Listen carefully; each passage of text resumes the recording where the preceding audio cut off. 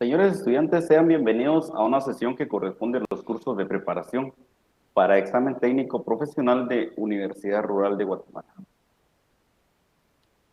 Tengo a bien compartir con ustedes curso de Derecho Penal y Derecho Procesal Penal. El código es FG 046. La semana que nos corresponde trabajar es la semana número 14. El tema que nos atañe el día de hoy se titula El procedimiento intermedio y la fase de juicio oral. Mi nombre es Daniel Antonio Reyes Pelico, soy abogado y notario en el ejercicio liberal de la profesión.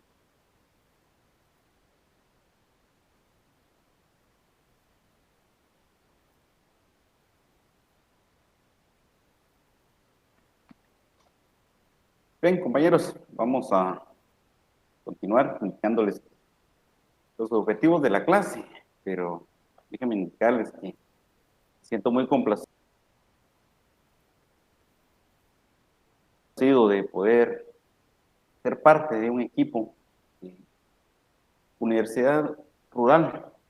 Se ha permitido el poder contribuir con esta fase final en el proceso de formación académica que tienen a bien, el cual culminará con la obtención del título en el grado de licenciado en Ciencias Jurídicas y Sociales y las calidades de abogado y notario.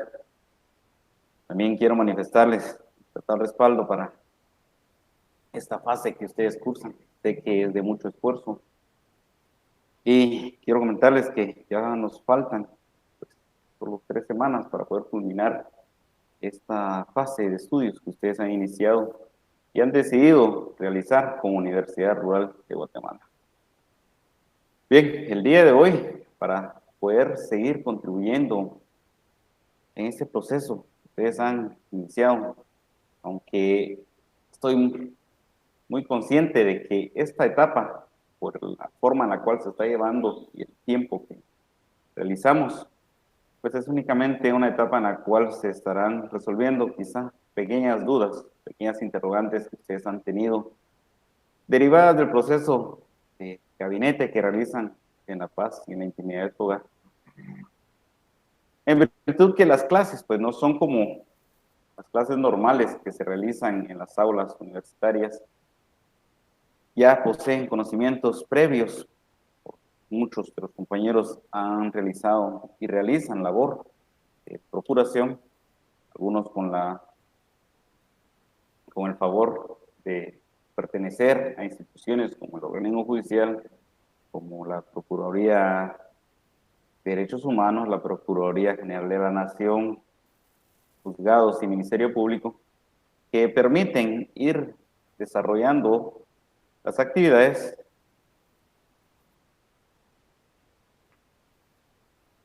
en un ejercicio más práctico de lo que llamamos y conocemos como derecho.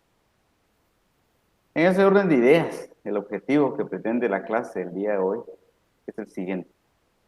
Al finalizar la clase, el estudiante será capaz de explicar en qué consiste la fase intermedia del proceso penal y cuál es su objetivo. B. Explicar el desarrollo y objetivo del juicio oral y público del proceso penal guatemalteco.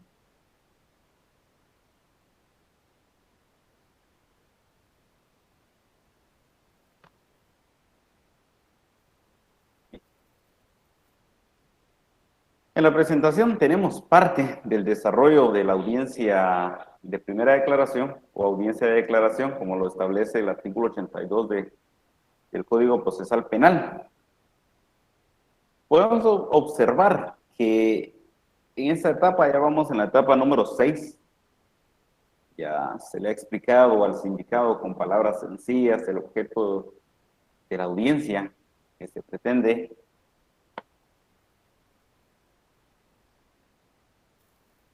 Ya se ha pronunciado el fiscal y el defensor sobre la posibilidad de llegar a proceso al sindicado. Ya se ha establecido la necesidad de medida de coerción o de la aplicación de una medida sustitutiva de prisión. Estamos en la etapa en la cual el fiscal y el defensor se pronuncian sobre el plazo razonable para la investigación. Eso indica que el juez debe fijar el día para la presentación del acto conclusivo y día y hora para la audiencia intermedia, la cual deberá llevarse a cabo en un plazo no mayor de 10 días, menor de 10 días ni mayor de 15 días, a partir de la fecha fijada para el acto conclusivo. Una vez presentado el acto conclusivo, se entregará copias del mismo a las partes que lo soliciten y se dejará a disposición del juez las actuaciones y medios de investigación para que pueda examinarlos hasta la fecha fijada para la audiencia.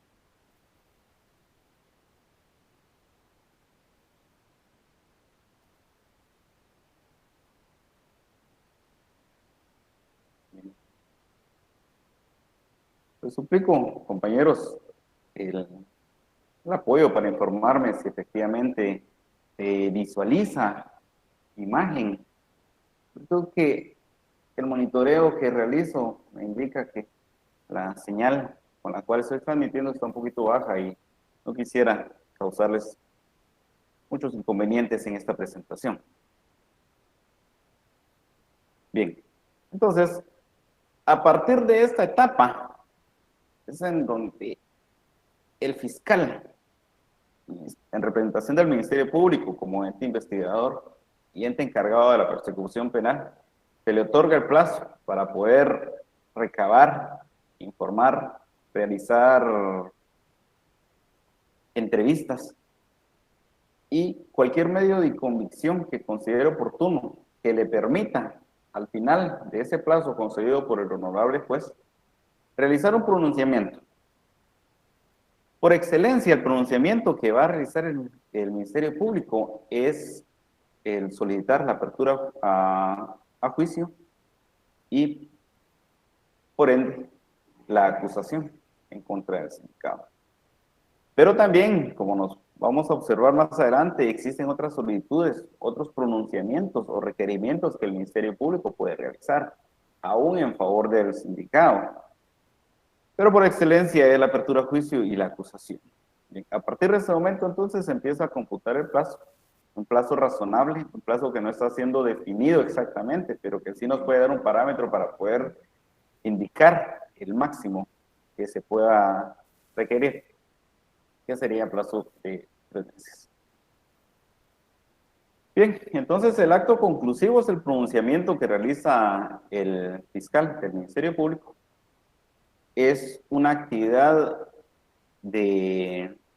puramente escrita, en la cual se presentan el requerimiento de esta misma forma, por escrito, para poder en audiencia, la que se establece dentro de un plazo no menor de 10 días ni mayor de 15 días, poder argumentar sobre la posibilidad o la pertinencia de este requerimiento que ha realizado el fiscal del Ministerio Público.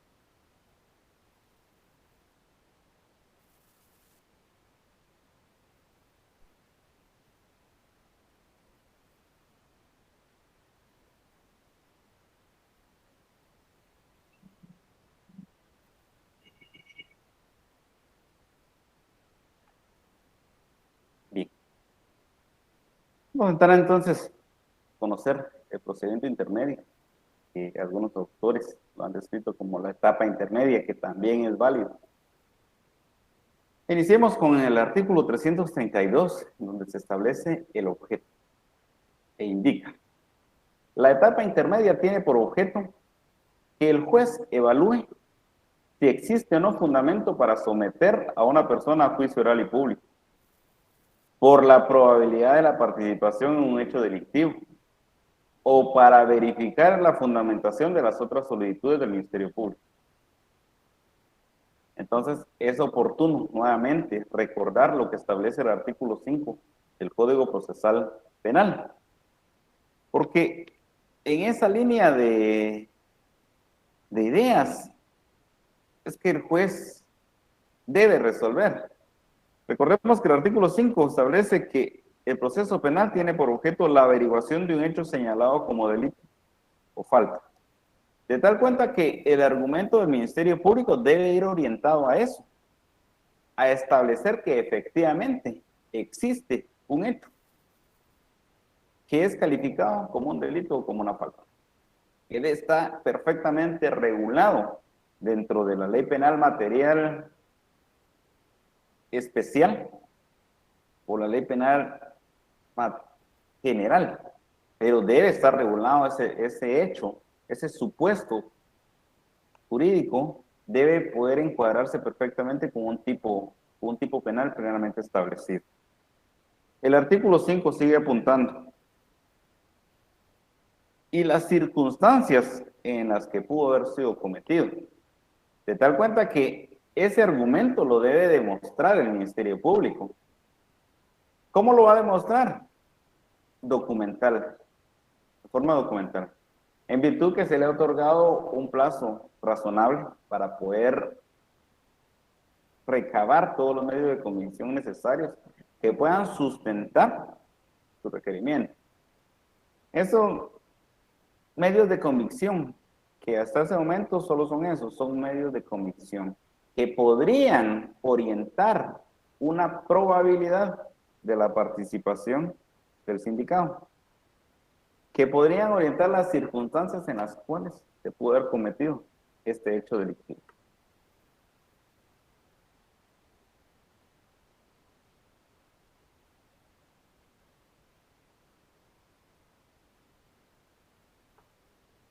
Bien. Sigue apuntando el artículo 5. El establecimiento de la posible participación del sindicado, en virtud que los hechos pueden ser constitutivos de delito. Los medios de convicción puedan orientar la forma o las circunstancias. ¿Sí? Puede orientar a establecer las circunstancias en las que pudo haber sido cometido. Pero debe también establecerse la posible participación del sindicado, porque el establecer o no la posible participación del sindicado pueda orientar a que el Ministerio Público pueda realizar un requerimiento incluso a favor del sindicado. Si en prima fase una persona se presume que ha participado, puede hacer que durante el proceso de investigación que tiene bien realizar el Ministerio Público, se pueda establecer que solo fue un partícipe, que no tiene un grado de ejecución dentro del hecho que se persigue. No encuadra la conducta de esta persona ni como autor ni como cómplice. Sencillamente que era una persona que tuvo mala suerte. Un taxista, por ejemplo, que lo contratan para llevar a determinada persona a un lugar, sin saber que esta persona lo que pretendía era recoger un paquete que contiene dinero producto de una extorsión, y que la actividad que haya realizado la policía juntamente con el Ministerio Público, pues se haya realizado una aprehensión en su contra. Pero de la investigación que realiza el Ministerio Público se puede establecer que no tiene ningún grado de participación directa como autor ni como cómplice. Entonces, eso puede contribuir a que el requerimiento del Ministerio Público vaya orientado incluso a favor del sindicado. El establecimiento de la posible participación del sindicado que apuntábamos, el pronunciamiento de la sentencia respectiva y la ejecución de la misma. El pronunciamiento de la sentencia respectiva, esta va a estar a cargo de un juez de sentencia, y la ejecución a cargo de un juez de ejecución. De tal cuenta que el juez contralor en este punto, en la etapa intermedia, pues es el filtro para poder establecer la continuidad del proceso y pasar a una etapa siguiente o distinta. Tendrá que ser él, que en este caso será el juez de primera instancia el que pueda establecer la posible participación y que pueda ser demostrado en juicio. De lo contrario, el proceso penal, no podrá continuar o se estancará según los otros requerimientos. Es un juez de primera instancia, el contralor, el juez de instrucción, como también es llamado, el que tendrá a cargo el diligenciamiento de esta etapa intermedia. Bien. Retomemos entonces. El objeto de esta audiencia es que el juez de primera instancia evalúe si existe o no fundamento para someter a una persona a juicio oral y público. Por supuesto que por el acto conclusivo que ha presentado al Ministerio Público, por la probabilidad de su participación en un hecho delictivo. Puede ser que el Ministerio Público presente como medios de convicción que puedan convertirse en prueba, pues argumentos válidos y ciertos que pudiesen en algún momento determinar en juicio la participación, pero como la etapa en la cual está siendo sometido ese análisis de los medios de convicción no permite valorar y tomar una posición de determinar la inocencia o culpabilidad de una persona. Entonces, en ese orden de ideas, la ley establece la probabilidad, porque la presunción de inocencia únicamente va a finalizar cuando un juez de sentencia, a través de una resolución final denominada sentencia, va a establecer que una persona es culpable. Hasta ese momento. Incluso, cuando existe la interposición de un recurso de apelación, entonces igual no se ha ejecutoriado la sentencia, por lo tanto la presunción de inocencia va a persistir.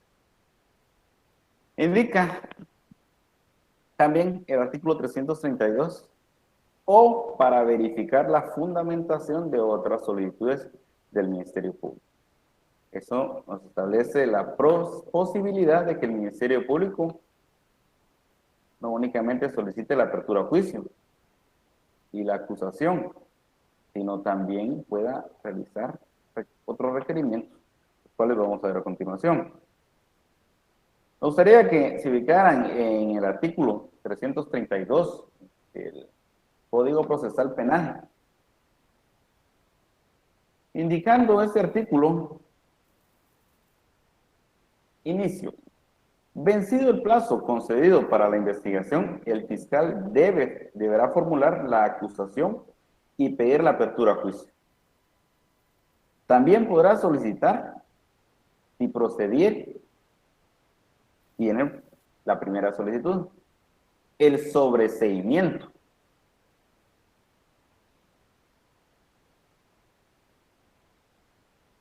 O clausura, sería la segunda solicitud. Y la vía especial del procedimiento abreviado cuando proceda conforme a este código. Tercera solicitud. Si no lo hubiere hecho antes, podrá requerir la aplicación de un criterio de oportunidad. Cuarta solicitud. O la suspensión condicional de la persecución penal. Que sería el quinto requerimiento. Ahora, ¿en qué consiste cada uno? El sobreseimiento, según el artículo 328, corresponderá, que es una solicitud de cesar o de cese en contra del sindicado o la persecución penal, en virtud que se puede establecer que efectivamente no tiene una participación dentro del hecho que se persigue penalmente. Y el artículo 328 establece que corresponderá sobreseer en favor de un imputado, que es el requerimiento que se realiza en concordancia con lo que establece el artículo 108 también del Código Procesal Penal, el cual indica, artículo 108,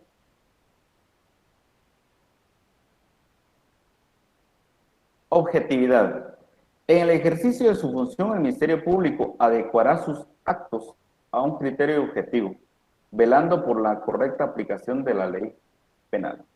Deberá formular los requerimientos y solicitudes conforme a este criterio, aún en favor del imputado.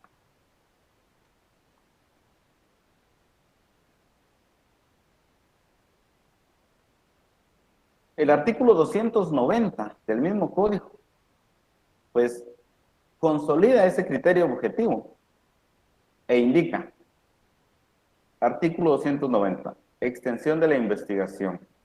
Es obligación del Ministerio Público extender la investigación no solo a las circunstancias de cargo, sino también a las que sirvan para descargo, cuidando de procurar con urgencia los elementos de prueba cuya pérdida es de tener. Y el artículo 328 establece, ¿cuándo se solicita? Cuando resulte evidente la falta de alguna de las condiciones para la imposición de una pena, salvo que correspondieres proseguir el procedimiento para deducir exclusivamente sobre la aplicación de una medida de seguridad y corrección. Por las circunstancias de incapacidad, podría solicitarse no proseguir el proceso penal de forma común, sino un proceso especial contenido dentro de los procesos que regula el mismo código como un proceso para la imposición de una medida de seguridad. 2. Cuando a pesar de la falta de certeza no existiera razonablemente la posibilidad de incorporar nuevos elementos de prueba y fuera imposible requerir fundamentalmente la apertura a juicio. No hay materia, se finaliza la posibilidad de someter a una persona a juicio oral y corresponde realizar el requerimiento de sobreseimiento. El sobreseimiento tiene un efecto que es el cierre irrevocablemente el proceso en relación al imputado en cuyo favor se dicta. Inhibe su nueva persecución penal por el mismo hecho y hace cesar todas las medidas de coerción motivadas contra él. Bien. Ahora, el requerimiento de clausura provisional, esta está regulada en el artículo 331 del mismo código, e indica que si por no correspondiere sobreseer y los elementos de prueba resulten insuficientes para requerir la apertura de juicio, se ordenará la clausura del procedimiento por auto fundado. El Ministerio Público, entonces, en el plazo razonable de la investigación, no alcanzó a recabar todos los medios de convicción que se van a transformar en prueba que puedan fundamentar la acusación y hace necesario solicitar una prórroga a ese plazo de investigación. En ese orden, el auto que se dicte será ese, el establecer cuál es el medio de convicción que el Ministerio Público pretende recabar e incorporar para fundamentar su requerimiento y cuál es el plazo prudente para poder realizar esta diligencia. En cuanto a la vía especial de procedimiento abreviado, hay que indicar que la solicitud de procedimiento abreviado lo único que va a determinar es la posibilidad de beneficiar al sindicado, siempre y cuando cumpla con los requisitos que establece el artículo 464 del Código Procesal Penal, porque al final sí se va a realizar un proceso penal, o se va a instruir un proceso penal en contra del sindicado, pero existe la posibilidad de poder realizar de forma más rápida y ágil, lo cual deviene únicamente en el beneficio del sindicado en virtud que la situación jurídica de él será resuelta con mayor rapidez, lo que permitirá en algún momento empezar a cumplir efectivamente la pena para poder recuperar en algún caso su libertad si es que tuviese una medida de coerción y la pena solo fuese de multa, o a empezar a purgar parte de la condena que le corresponde en prisión. Pero el plazo sí iría en favor del sindicado, haciendo menos tortuoso este procedimiento, y siempre y cuando cumpliendo con las directrices y requisitos que establece este proceso especial. cuanto al cuarto requerimiento, si no se ha hecho antes, se podrá requerir la aplicación de un criterio de oportunidad, los cuales están regulados en el Código Procesal Penal, en el artículo 25 y el artículo 286 del mismo cuerpo legal, o la suspensión condicional, si se cumplen las circunstancias, tal y como lo establece el artículo 287 de este mismo cuerpo. Bien. Ahora veamos entonces lo que establece el artículo 324, petición de apertura. Cuando el Ministerio Público estime que la investigación proporciona fundamento serio para el enjuiciamiento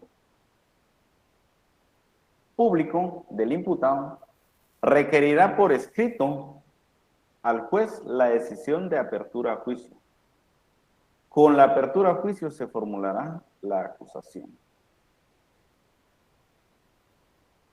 Regresamos nuevamente a lo que establece el artículo 332, inicio. Vencido el plazo concedido para la investigación, el fiscal deberá formular la acusación y pedir la apertura a juicio, que es el acto conclusivo por excelencia. También podrá solicitar, si procediere, el sobreseimiento o la clausura y la vía especial del procedimiento abreviado, cuando proceda conforme a este código. Si no lo hubiera hecho antes, podrá requerir la aplicación del criterio de oportunidad y la suspensión condicional de la persecución penal. Entonces es oportuno indicar lo que establece el artículo 25, criterio de oportunidad. Cuando el Ministerio Público considere que el interés público o la seguridad ciudadana no estén gravemente afectados o amenazados, previo consentimiento con el agraviado y autorización judicial, podrá abstenerse de ejercitar la acción penal en los casos siguientes. Y el mismo artículo establece 5 supuestos en los cuales se puede aplicar y un supuesto sexto en los cuales obligatoriamente se debe solicitar la aplicación de este criterio de oportunidad. Ahora, es bien importante establecer que para solicitar la aplicación de un criterio de oportunidad, pues se debe contar con la autorización o consentimiento, perdón, del agraviado y con la autorización judicial. ¿Qué nos indica eso? Que podemos entonces inferir que incluso contando con la autorización del sindicado, o la anuencia, perdón, a la anuencia del agraviado, puede hacer que no contemos con la autorización o el Ministerio Público no pueda contar con la autorización judicial para poder llevar a cabo y beneficiar a un sindicado con la aplicación de un criterio de oportunidad.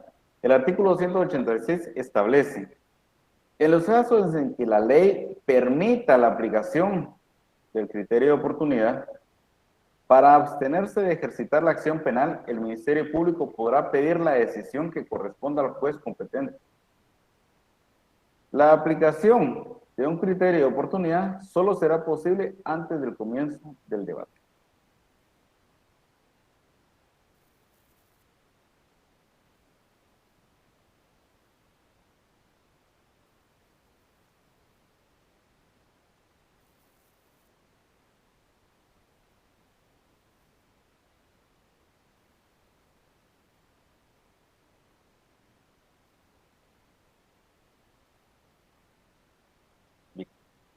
Entonces eso también podemos indicar que en algún momento puede el juez no aceptar uno de esos requerimientos y orientar al juez, perdón, al Ministerio Público, a través de la resolución que el juez dicte, a realizar una acusación, aún solicitando un sobreseimiento o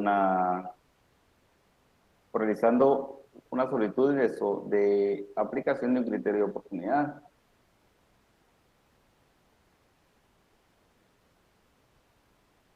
El artículo 325 establece, si el Ministerio Público estima que no existe fundamento para promover el juicio público del imputado, solicitará el sobreseimiento o la clausura. El artículo 326 establece orden de acusación. Examinadas las actuaciones, si el juez rechaza el sobreseimiento o la clausura del procedimiento pedido por el Ministerio Público, ordenará que se plantee la acusación. Y nuevamente entonces se le concede al Ministerio Público el plazo para que pueda en este orden plantear el requerimiento según el juez considere oportuno. Sí. Artículo 332 bis. Cuando con la petición de apertura a juicio se formulará la acusación que deberá contener y establece qué debe contener. E indica, 1. Los datos que sirvan para identificar o individualizar al imputado, el nombre de su defensor y la indicación del lugar para recibir notificaciones.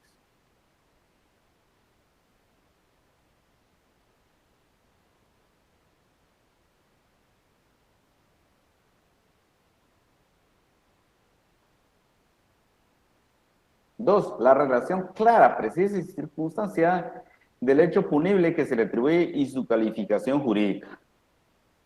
Los fundamentos resumidos para la imputación con la expresión de los medios de investigación utilizados y que determinan la posibilidad de que el imputado cometió el delito por el cual se le acusa. La calificación jurídica del hecho punible, razonándose el delito que cada una de los individuos ha cometido, la forma de participación el grado de ejecución y las circunstancias agravantes y atenuantes aplicables. La indicación del tribunal competente para el juicio. El artículo 334 establece declaración del imputado. En ningún caso el Ministerio Público acusará sin antes haber dado al imputado suficiente oportunidad de declarar. Entonces nuevamente se consulta. ¿Es necesario que el imputado declare? ¿Es obligación del imputado el poder declarar? No es necesario y tampoco es obligación. Es una facultad que tiene el imputado, el declarar o no declarar, según sea la estrategia que el distinguido abogado defensor tenga. Y eso se va a determinar según las circunstancias de cada caso. La declaración del sindicado no es un medio de prueba. La declaración del sindicado es un medio de defensa. Bien, continuemos. Artículo 336. Actitud del acusado. E indica, en la audiencia que para el efecto señale el juzgado, el acusado y su defensor podrán de palabra que establece una serie de facultades. Ahora les consulto, y sí me gustaría que alguien me respondiera a través del correo. ¿Por qué en estos momentos ha cambiado la denominación de la persona en contra de la cual se instruye un proceso penal? Porque acá estamos viendo que indica que actitud del acusado y le da una serie de facultades juntamente con su abogado defensor. ¿Pero por qué? ¿No sigue siendo la misma persona? Sí sigue siendo la misma persona, pero la denominación sí ha variado en estos momentos. Vamos a esperar un par de segundos para ver si alguien envía una respuesta para poder interactuar un poquito. Porque sí es un poco difícil el poder recibir las clases y también impartirlas a través de este medio.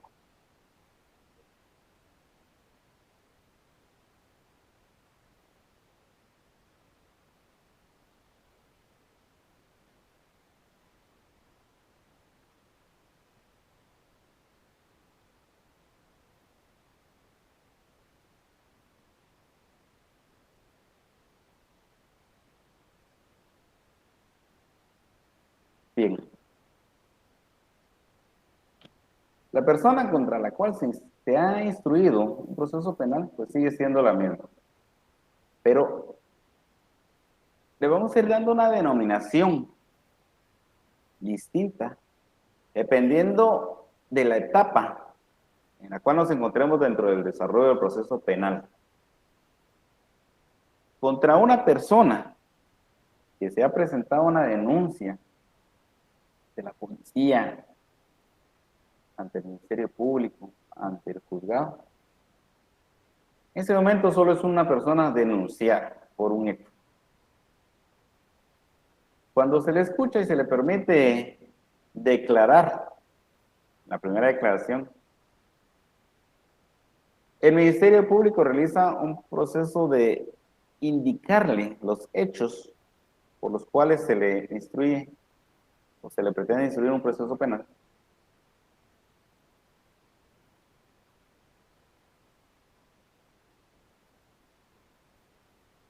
Bien, es oportuno indicar lo que indica un compañero.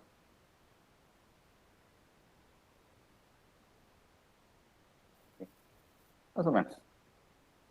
Entonces, el Ministerio Público en esa audiencia de primera declaración le atribuye ciertos hechos que riñen o que encuadran en un supuesto, un tipo penal, por los cuales se le realiza un reproche social y se le pretende instruir un proceso penal.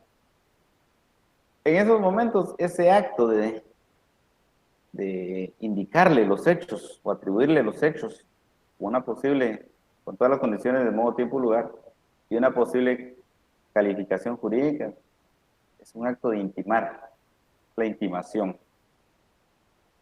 Pero en ese momento se realiza una sindicación de los hechos, por lo cual la persona es llamado sindicado. En este procedimiento intermedio, en esta etapa del procedimiento intermedio, el Ministerio Público ya realizó la acusación y solicitó el auto de apertura a juicio. Es por ello que si ya se presentó la solicitud de acusación, en estos momentos la calificación o la denominación sigue siendo la misma persona sindicada, pero en este momento la denominación será de acusado. Cuando un juez de sentencia rompa con esa presunción de inocencia y a través de una sentencia establezca que la persona responsable de haber participado en un hecho considerada como delito y se le impone una sentencia, en ese momento será sentenciado.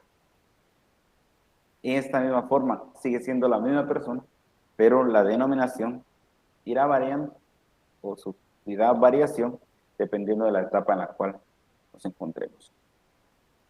Bien, y entonces las actitudes que pretende realizar el acusado serán actitudes que permitan orientar esa misma conducta en función de depurar el proceso o de darle un giro sustancial, no solo de forma, sino también de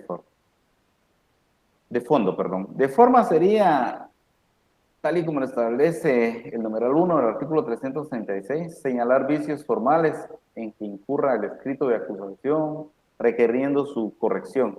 Únicamente va orientado a depurar, que todo vaya marchando de una mejor forma. Si no se ha indicado adecuadamente el nombre del sindicado, si no existe un elemento no sustancial que necesite corregirse antes de que pueda seguir avanzando el proceso que se instruye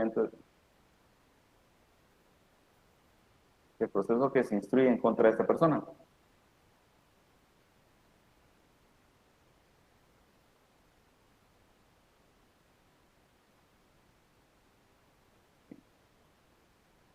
Y también plantear las excepciones u obstáculos a la persecución penal y civil previstas en este código. Recordemos que existen obstáculos a la persecución penal, cuáles están contenidos en el artículo 291, si no estoy mal, déjenme revisar. Sí, obstáculos de la persecución penal. La cuestión prejudicial, el antejuicio, las excepciones que puedan plantearse también, que esas son ir depurando el proceso. Pero también se puede buscar la variación al tipo penal por el cual se le instruye el proceso penal a esta persona, de tal cuenta que en algún momento pues pueda ir preparando argumentos válidos para menguar la sentencia en el juicio oral y público. Hemos hablado en varias ocasiones que cuando se instruye un proceso penal en contra de una persona es una actividad pues, de sufrimiento tortuoso. Se da cuenta que una persona contra la que se instruye un proceso penal nunca va a salir bien librado de este proceso. Pero la función del abogado entonces va orientado a buscar que salga lo menos perjudicado de las resueltas del juicio.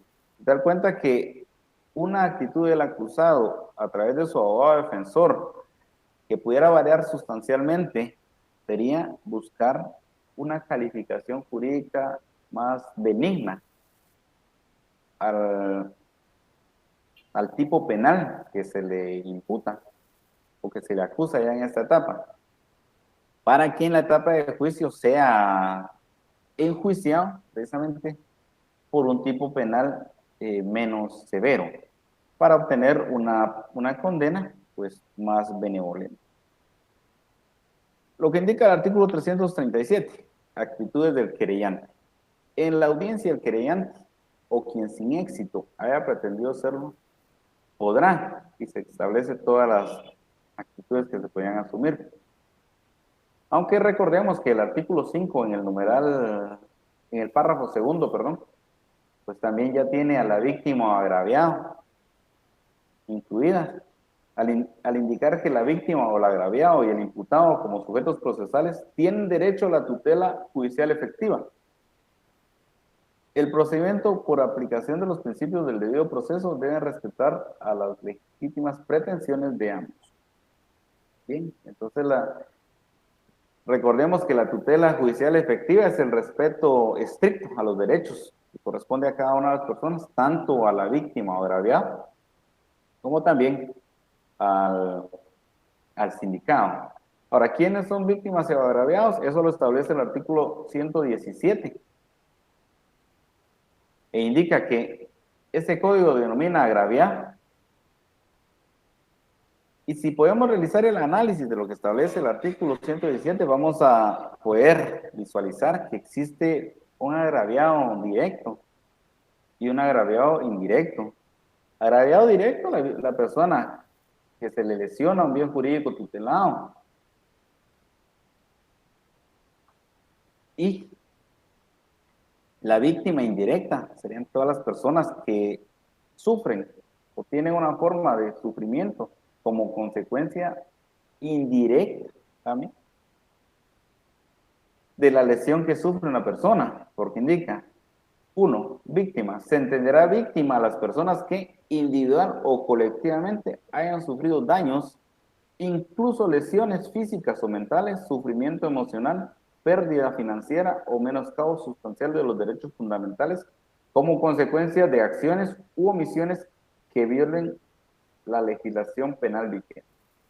Se incluye además, en su caso, al cónyuge, a los familiares o dependientes inmediatos de la víctima directa y o a las personas que convivan con ella en el momento de cometerse el delito y a las personas que hayan sufrido daños al intervenir para asistir a la víctima en peligro o para prevenir su victimización. Bien. El artículo 338 establece actitud de las partes civiles.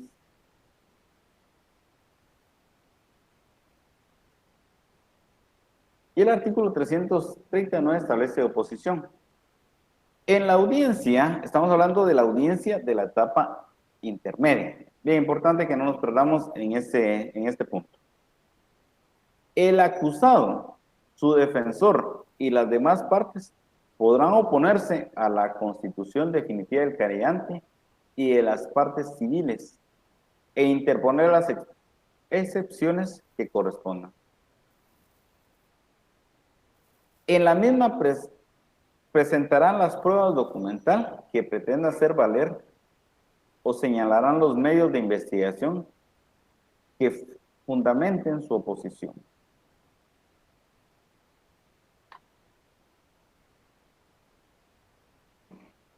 Vamos a avanzar. 340. La audiencia intermedia tiene como finalidad discutir sobre la pertinencia del requerimiento fiscal. Recordemos nuevamente cuál es el pronunciamiento o el acto conclusivo que realiza el Ministerio Público por antonomasia: acusación. Pero también puede hacer que realice otros requerimientos ya apuntados anteriormente. Y precisamente en la etapa intermedia o la audiencia de etapa intermedia es cuando el juez analiza la pertinencia de ese mismo requerimiento. En caso de formularse acusación, se discutirá sobre los hechos planteados y la probabilidad de que puedan ser demostrados en debate. El auto de apertura a juicio fundamentará la decisión de llevar a una persona a juicio oral y público. En caso de solicitarse la clausura provisional, fundadamente el juez indicará los medios de investigación pendientes de realizar y fijará día y hora en que deba realizarse la futura audiencia intermedia, indicando la fecha de presentación del requerimiento como lo establece el artículo 82. Entonces, volvemos nuevamente al artículo 82 a establecer el plazo que necesita el fiscal para poder realizar la diligencia que le permita incorporar ese medio de convicción que aún le falta recabar y que es esencial para fundamentar su requerimiento. De tal cuenta que el juez determinará la fecha y hora para nuevamente presentar el acto conclusivo. Y de una vez se tendría que determinar la fecha y hora para realizar la audiencia, la futura audiencia de etapa intermedia. Nuevamente, no siendo posible realizar la audiencia intermedia en un plazo menor a los 10 días y tampoco un plazo superior a los 15 días. En los demás requerimientos se considerará sobre la idoneidad y pertinencia de los mismos.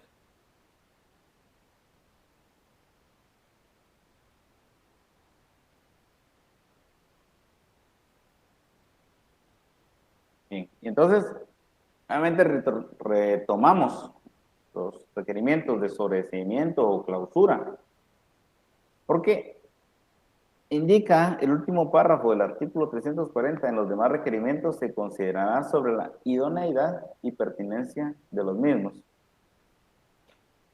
Y con lo que establece el artículo 326, a indicar que examinadas las actuaciones, el juez rechazará el sobreseimiento o la clausura del procedimiento pedidos por el Ministerio Público, ordenará que se plantee la acusación y nos regresa a lo que establece el artículo 324 bis, que tiene en su epígrafe la denominación de control jurisdiccional. A los 3 meses de dictado el auto de prisión preventiva, si el Ministerio Público no ha planteado acusación de conclusión del procedimiento preparatorio, el juez, bajo su responsabilidad, dictará resolución, concediéndole un plazo máximo de 3 días para que formule la solicitud que en su concepto corresponda. Sigue apuntando ese mismo artículo. Si el fiscal asignado no formulare petición alguna, el juez lo comunicará al fiscal general de la República o al fiscal de distrito o de sección correspondiente para que tome las medidas disciplinarias correspondientes y ordene la formulación de la petición procedente. El juez lo comunicará ordenando obligadamente al Consejo del Ministerio Público para lo que proceda conforme a la ley.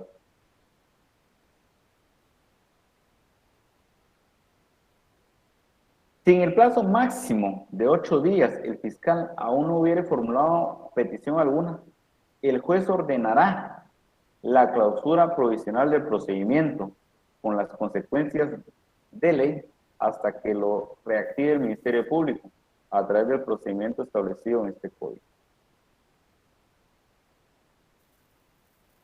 Esto en su parte conducente. Bien, el artículo 341 establece resolución. Al finalizar la intervención de las partes a que se refiere el artículo anterior, el juez inmediatamente decidirá sobre las cuestiones planteadas. Decidirá la apertura del juicio o de lo contrario el sobreseimiento, la clausura del procedimiento o el archivo. El artículo 327 regula lo relacionado con el archivo y también se une o se puede enlazar con lo que establece el artículo 309. Archivo: cuando no se haya individualizado al imputado o cuando se haya declarado su rebeldía, el Ministerio Público dispondrá por escrito el archivo en las actuaciones, sin perjuicio de la prosecución del procedimiento para los demás imputados. ¿Y por qué toma relevancia el artículo 309?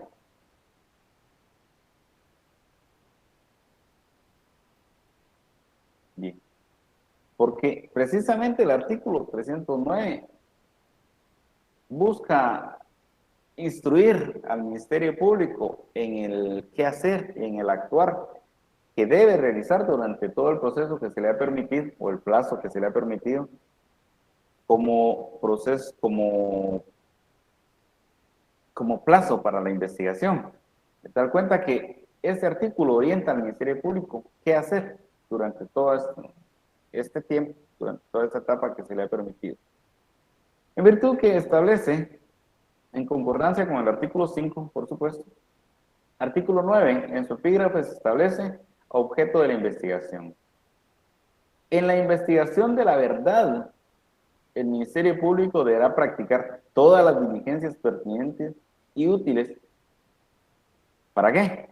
Bueno, para determinar la existencia de un hecho, con todas las circunstancias de importancia para la ley penal.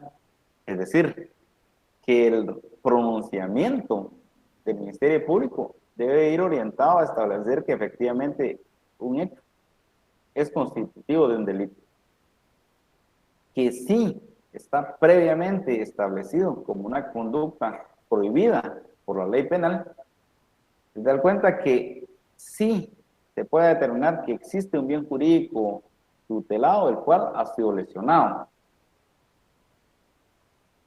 ¿Qué más debe investigar el Ministerio Público? Deberá establecer quiénes son los partícipes, procurando su identificación y el conocimiento de las circunstancias personales que sirvan para valorar su responsabilidad o influyan en su punibilidad. No solo establecer que existe la comisión de un hecho, se debe investigar de tal cuenta que se permita establecer quién o quiénes pudieron haber tenido una participación con un grado de participación directa en la comisión de este hecho. Y por último, también se deberá verificar también el daño causado por el delito.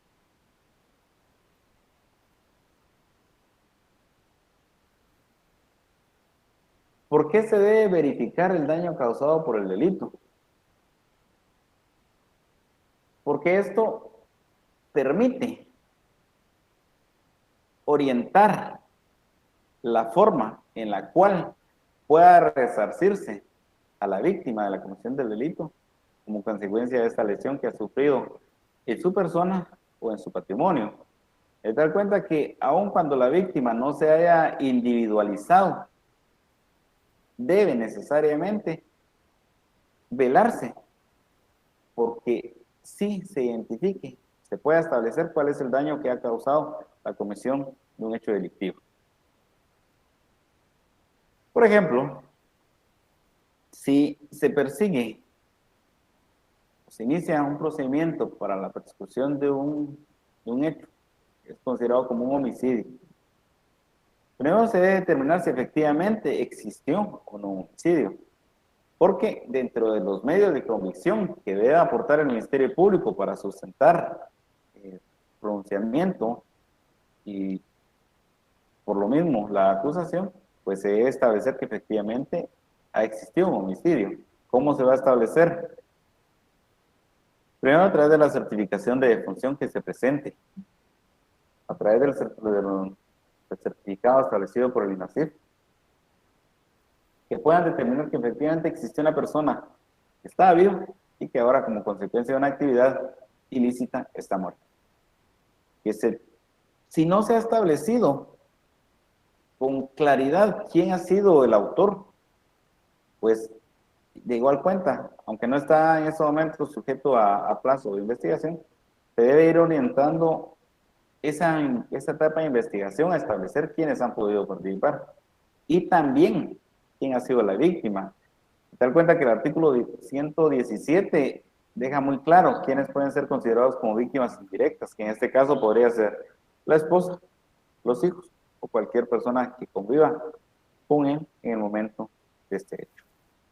Necesariamente se debe determinar cuál sería el grado de lesión que sufren en el bien jurídico tutelado la víctima o agraviado, que esto permitirá establecer un parámetro para poder solicitar con posterioridad realizar un requerimiento de indemnización. Bien. Seguimos con el artículo 341. Con lo que deberán notificarse a las partes, indica este artículo. Si por la complejidad del asunto no fuere posible la disección inmediata, el juez podrá diferirla por 24 horas, debiendo para ello, en la misma audiencia, citar a las partes. El pronunciamiento emitido por el juez ante las partes que concurran tendrá efecto de notificación para todos. A las partes que no hubieran asistido se les remitirá copia escrita de la resolución. De la audiencia el juez levantará un acta sucinta para los efectos legales. Artículo 342. Sería la consecuencia de la audiencia de la etapa intermedia. Auto de apertura indica la resolución por la cual el juez decide admitir la acusación y abrir el juicio deberá contener la designación del tribunal competente para el juicio, las condiciones con que admita la acusación, indicando detalladamente las circunstancias de hecho omitida que deben formar parte de él. 3. La designación concreta de los hechos por los que no se abre el juicio cuando la acusación ha sido interpuesta por varios hechos y el juez solo la admita parcialmente. 4. Las modificaciones de la calificación jurídica cuando se aparte de la acusación. Eso en cuanto a la resolución de apertura a juicio. Ahora, la consecuencia de realizar la apertura a juicio es habilitar otra audiencia, que sería la audiencia de ofrecimiento de prueba. Artículo 343. Al tercer día de declarar la apertura a juicio, se llevará a cabo la audiencia de ofrecimiento de prueba ante el juez de primera instancia que controla la investigación. Nuevamente es una audiencia en la cual el juez de primera instancia, el juez controlador, vuelve a conocer con el ánimo de no predisponer al tribunal o al juez unipersonal que vaya a conocer en etapa de juicio, lo cual permite darle una mayor certeza al juez de no haber sido contaminado con el conocimiento previo de las pruebas. Artículo 344. Citación a juicio. Al dictar el auto que admita o rechace la prueba, previa coordinación con el tribunal de sentencia, el juez señalará día y hora de inicio de la audiencia de juicio, misma que debe realizarse en un plazo no menor de 10 días ni mayor de 15, citando a todos los intervinientes con las prevenciones respectivas. Artículo 345. Remisión de las actuaciones. Practicadas las notificaciones correspondientes, se admitirán las actuaciones, la documentación y los objetos secuestrados a la sede del tribunal competente para el juicio, poniendo a su disposición a los acusados.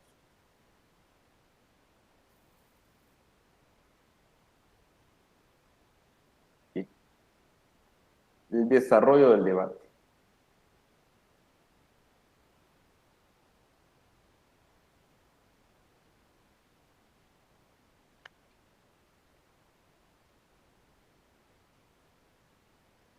Entonces, el desarrollo del debate es una audiencia y en algunos casos, pues, más audiencias, según la complejidad del asunto en la cual se debe,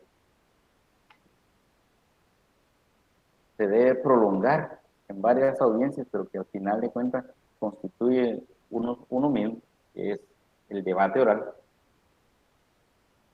Y esta audiencia tiene por objeto propiamente el diligenciamiento de la prueba que oportunamente se ha propuesto, se ha ofrecido, se propuso y de la cual se va a realizar propiamente su diligenciamiento. Y el debate, pues tiene varias etapas, pero al final tendrá una etapa en la cual se realizará una discusión y se dictará una sentencia, en la cual el juez, después de encontrar una situación de parcialidad inicialmente, tendrá que tomar una postura inclinándose a uno de los dos intereses que se alegan. Tendrá que decidir sobre la inocencia que ha sido y ha perdurado durante todo el desarrollo del juicio, o tendrá que destruir esa presunción de inocencia y tomar una postura conforme lo solicita el Ministerio Público, dictando una sentencia condenatoria. Entonces,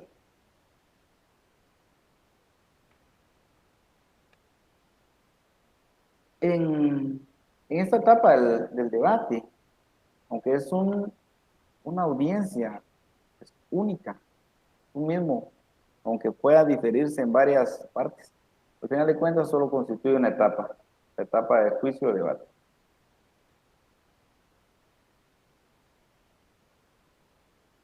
Es oportuno indicar lo que establece el artículo 353 al indicar división del debate único. Por la gravedad del delito a solicitud del Ministerio Público o del defensor, el tribunal dividirá el debate único. Sigue siendo único, pero se divide. Tratando primero las cuestiones acerca de la culpabilidad del acusado y posteriormente lo relativo a determinar la determinación de la pena o de la medida de seguridad y corrección que corresponde. El anuncio de la división se hará a más tardar en la apertura del debate.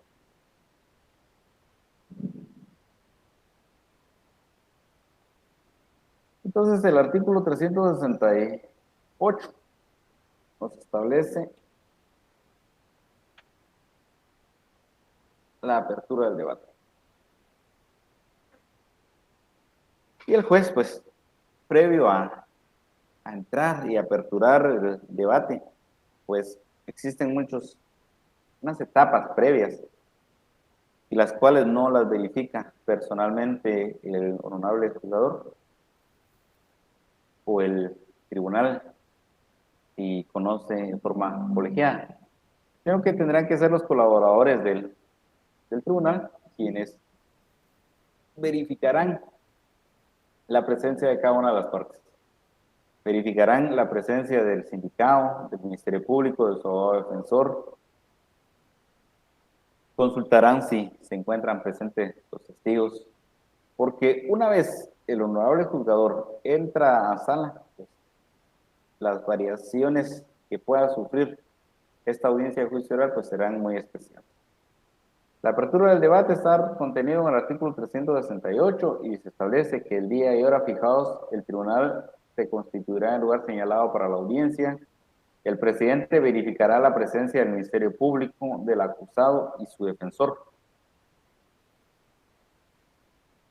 de la víctima o agraviado y de las demás partes que hubieran sido admitidas y de los testigos, peritos, intérpretes que deben tomar parte del debate. El presidente declarará abierto el debate, advirtiendo a los acusados sobre la importancia y el significado de lo que va a suceder y la atención que debe prestar en la audiencia. El debate se encuentra aperturado. Ahora, esta nueva etapa que regula la parte final del artículo 368, que son los alegatos de apertura, pues es una etapa relativamente nueva. 10 años tendrá de haber sido implementado. Y en esta etapa indica que inmediatamente después concederá la palabra en su orden a la parte acusadora y defensora para que presente los alegatos de apertura. ¿En qué consisten esos alegatos? Anteriormente únicamente lo veíamos en películas, porque el sistema de juicios y el sistema sajón, pues había implementado mucho antes la oralidad en este tipo de juicios. Se dan cuenta que sí tenían una etapa en la cual realizaban alegato de apertura, que yo recuerdo que era niño, veía películas de este tipo y siempre veía un alegato de apertura. En la legislación actual, pues fue como consecuencia de la reforma contenida en el decreto 7-2011. Pero los alegatos de apertura lo que permiten es realizar una síntesis de la teoría que pretenden presentar y sustentar durante todo el desarrollo del debate, cada una de las partes. El Ministerio Público tendrá que realizar su argumento orientado a que a través de los medios de la acusación que contienen los medios de prueba incorporados legalmente, con todas las formalidades y las reglas que establece la ley, se permitirá demostrar la culpabilidad del o los indicados, con todos los elementos de importancia para la ley penal. Una síntesis de lo que realiza. De la misma forma, se le permite y se le concede la palabra al abogado de la defensa para que argumente sobre la síntesis de la teoría del caso que pretende presentar y desarrollar en esta etapa. Y se ha observado que la mayoría de abogados pues no argumentan sobre los medios de prueba de descargo que permitan demostrar la inocencia del sindicado. Y debemos recordar que la inocencia del sindicado en ningún momento ha sido lesionada. Si en algún momento se ha dictado una medida de prisión preventiva, esta, tal y como lo establece la norma, es únicamente en casos excepcionales, en aplicación del principio favor libertatis, en virtud que lo único que pretende esta aplicación de medida es únicamente asegurar la presencia del sindicado en juicio. Pero la inocencia del sindicado en ningún momento puede ser lesionado. La inocencia del sindicado solo puede ser declarada judicialmente a través de la sentencia respectiva y posteriormente a la realización del debate. Se da cuenta que en el argumento de alegatos de apertura que le concierne al abogado defensor, pues sí se acostumbra a indicar eso, pero el juez tiene pleno conocimiento de que el derecho del sindicado o la presunción de inocencia en ningún momento ha sido lesionada. Bien, como siguiente etapa están los incidentes. Y es muy importante, compañeros, establecer que estos incidentes, pues no son los incidentes que regula el artículo 150 bis, tampoco son los que regula el artículo 135 en adelante del código, perdón, de la ley del organismo judicial. Estos incidentes son situaciones imprevistas, no se refieren a un juicio paralelo y accesorio de un juicio principal. Estamos hablando de cuestiones inesperadas, cuestiones que se dan de último momento, cuestiones no imprevistas. Veamos lo que establece el artículo 369. Todas las cuestiones incidentales que se pudieran suscitar serán tratadas en un solo acto, a menos que el tribunal resuelva hacerlo sucesivamente o diferir alguna, según convenga el orden del debate. ¿Qué cuestiones incidentales se pueden plantear entonces? Pues en un momento se podría solicitar una inhibitoria, se podría realizar una recusación, discutir la competencia, señalar alguna actividad procesal defectuosa, o incluso en algunas situaciones ese es el momento oportuno, si se cumple con los requisitos necesarios, solicitar la aplicación de un criterio de oportunidad.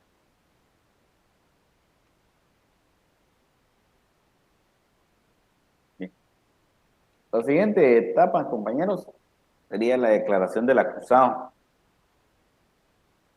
Y en esta declaración del acusado, igual como se inició desde la primera declaración y en la etapa intermedia, si en algún momento se solicitó, puede realizar su declaración libre y espontáneamente, pero no es obligatorio que en estos momentos el acusado realice la declaración. Eso es una facultad. Si es prudente que declare, pues declarará y será sometido de igual forma al interrogatorio que se solicite por parte del fiscal del Ministerio Público y del abogado defensor. Recepción de pruebas. El artículo 375 establece la recepción de pruebas. Indica que después de la declaración del acusado, el presidente procederá a recibir las pruebas en el orden indicado en los artículos siguientes, salvo que considere necesaria su alteración. Entonces establece que primero se debe recibir la recepción de pruebas de los peritos. Esto contenido en el artículo 376. Y establece que el presidente hará leer las conclusiones de los dictámenes presentados por los peritos. Entonces es necesario el poder establecer quién es un perito, quién tiene la calidad de perito. Y la calidad de perito será acreditada a las personas que puedan emitir un dictamen por la calidad que puede ser comprobada, por supuesto, sobre una materia muy especial de importancia dentro del juicio. De tal cuenta que por las circunstancias se requiere un perito muy particular, pues este será el que reúna las cantidades necesarias. Si se pretende realizar un dictamen acerca de balística, pues será un experto en la materia quien tendrá que realizar el dictamen y se leerán las conclusiones de este dictamen en el debate respectivo. Indica también, si estos hubieran sido citados, responderán directamente a las preguntas que le formulen las partes, sus abogados o consultores técnicos y los miembros del tribunal en ese orden. Muy bien, y entonces, ¿quién es un consultor técnico? El consultor técnico, igual, es una persona experta en una materia determinada con una capacidad igual, similar o parecida a la que posee el perito que está emitiendo el dictamen, de tal cuenta que permita en algún momento realizar un interrogatorio orientado a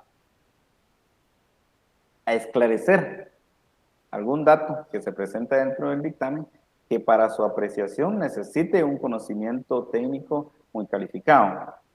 De igual forma, al abogado defensor le es de suma importancia la presencia de un consultor técnico en virtud que éste puede permitir en algún momento orientar al abogado defensor a hacer unas palabras, un interrogatorio que pueda destruir o dejar en tela de duda o evidenciar que un dictamen fue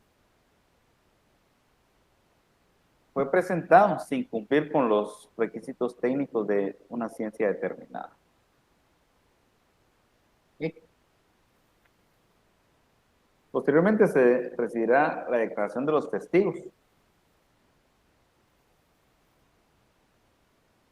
Y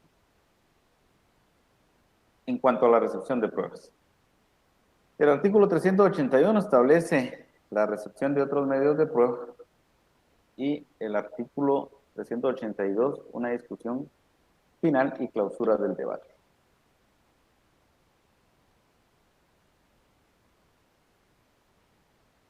En cuanto a las nuevas pruebas, el artículo 381 establece: el tribunal podrá ordenar aún de oficio la recepción de nuevos medios de prueba si en el curso del debate resulten indispensables o manifiestamente útiles para esclarecer la verdad.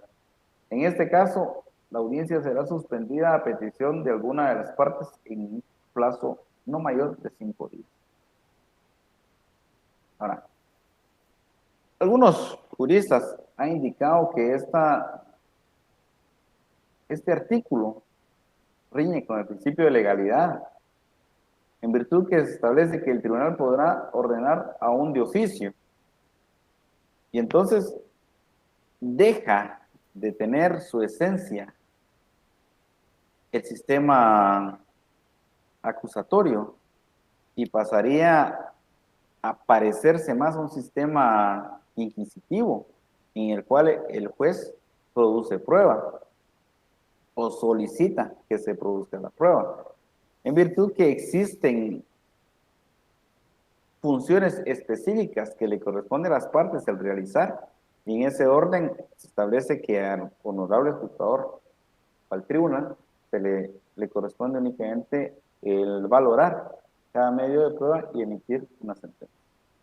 La discusión final y clausura del debate contenida en el artículo 382 establece: terminada la recepción de la prueba, el presidente concederá sucesivamente la palabra al Ministerio Público, al querellante, al actor civil y a los defensores del acusado y a los abogados del tercero civilmente demandado para que en este orden emita sus conclusiones.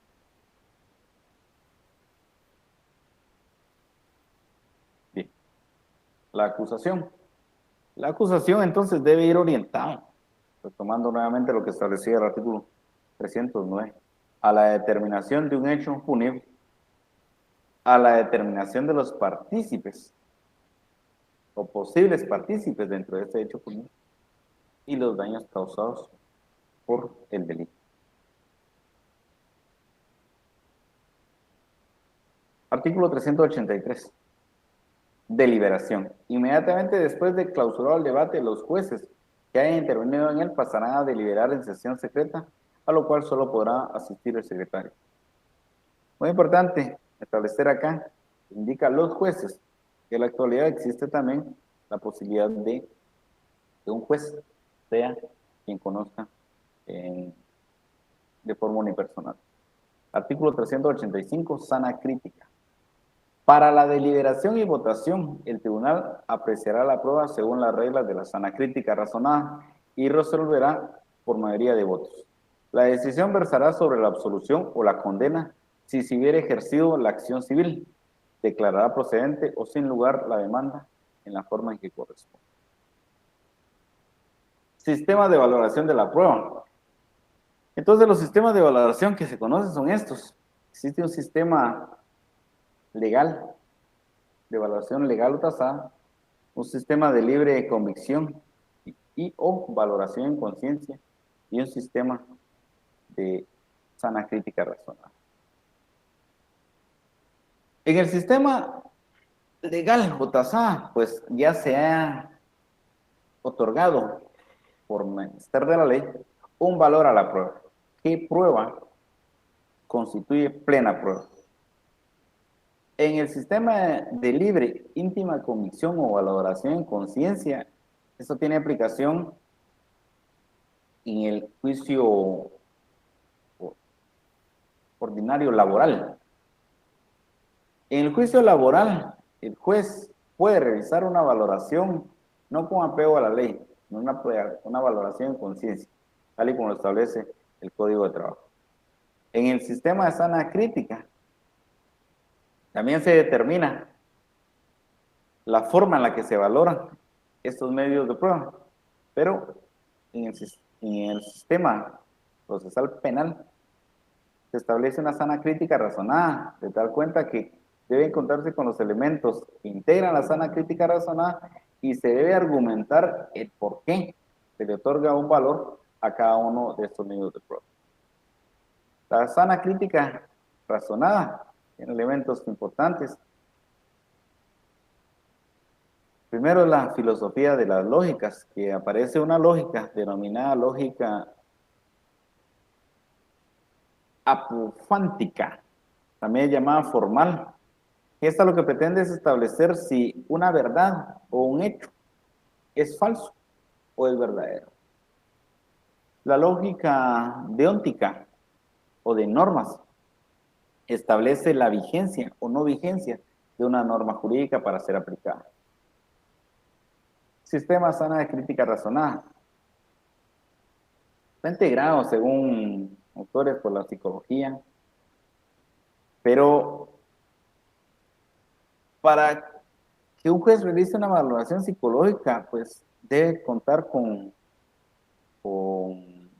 una calidad que pueda determinar la capacidad de aplicación de esta ciencia. Pero la función que realiza el juez es muy puntual en realizar un proceso de juzgamiento de hechos, los cuales son diligenciados a través de la prueba. La máxima de la experiencia, pues, si bien es cierto, el juez debe conocer su entorno y estar dentro de la especialidad que presenta ese mismo entorno, es más acertado que el juez realice la valoración aplicando la lógica. Y la lógica tendrá unos principios muy puntuales, que es el principio de identidad, principio de contradicción, principio de tercero excluido y principio de razón suficiente o causa suficiente. El principio de identidad va orientado a que los medios de convicción puedan efectivamente demostrar que existe identidad dentro de cada uno de los argumentos, que la plataforma fáctica pueda en algún momento estar íntimamente vinculado con la normativa jurídica y por supuesto con la forma en la que se va a demostrar a través de la práctica de los medios de prueba. El principio de contradicción establece entonces que no existen dos razones, dos verdades y tampoco dos argumentaciones falsas. El principio de tercero excluyente establece que si no existen dos razones verdaderas y tampoco dos razones falsas, una tendrá que ser verdadera y una tendrá que ser falsa. No existe un término intermedio.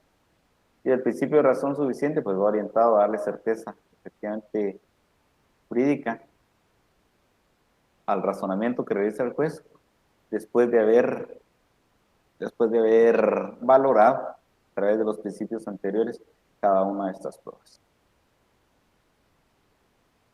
Artículo 388, sentencia y acusación. La sentencia no podrá dar por acreditado otros hechos u otras circunstancias que los descritos en la acusación y en el auto de apertura de juicio, o en su caso, en la ampliación de la acusación. Salvo cuando favorezca al acusado en la sentencia, el tribunal podrá dar al hecho una calificación jurídica distinta de aquella de la acusación o del auto de apertura a juicio, o imponer penas mayores o menores que la pedida por el Ministerio Público. Artículo 391, absolución. La sentencia absolutoria se entenderá libre de cargo en todos los casos. Podrá, según las circunstancias y la gravedad del delito, ordenar la libertad del acusado, la cesación de las restricciones impuestas provisionalmente y resolverá sobre las costas. Aplicará cuando corresponda medidas de seguridad y corrección. Artículo 392, condena. La sentencia condenatoria fijará las penas y medidas de seguridad y corrección que correspondan. También determinará la suspensión condicional de la pena y cuando procediere las obligaciones que deberá cumplir el condenado y en su caso unificará las penas cuando fuere posible. Muy importante conocer los vicios de la sentencia. ¿Qué vicios? Los defectos de la sentencia que habilitan la apelación especial son los siguientes. Si no cuenta la sentencia con alguno de los supuestos que establece el artículo 394, estos van a habilitar para una apelación especial de esta misma sentencia. Señores estudiantes, el tiempo que dedicamos para esta sesión y que abarca un contenido extenso, pues es bastante limitado. Por lo cual, sé que en la intimidad de su hogar y en la paz de su escritorio, pues podrán ampliar este conocimiento de tal cuenta que les permita una correcta aplicación de estos contenidos en la práctica que les espera en el futuro. Señores estudiantes, agradezco bastante y amable atención. Espero poder saludarlos en una próxima sesión. Señores estudiantes, muchas gracias por su atención.